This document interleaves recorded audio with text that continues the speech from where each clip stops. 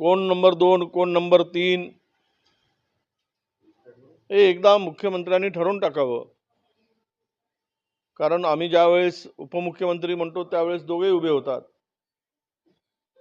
त्यामुळं नागपूरवाला आपला ठाणेवाला नंबर 1 2 की पुणेवाला नंबर 3, असं एक मला वाटतं की उपमुख्यमंत्र्यांच्या छातीला एक बॅच लावणं आवश्यक आहे.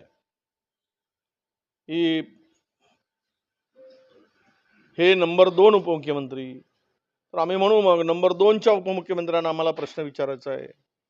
मग आम्ही म्हणू की नंबर 3 म्हटल्याबरोबर नंबर 3चे कोण, तर त्यांना आम्हाला प्रश्न विचारायचा आहे.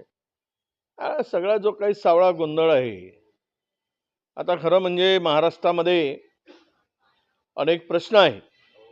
मंत्रिमंडळ गठन करून झपाट्यानं काम करण्याची अपेक्षा सरकारकडून आहे, एवढं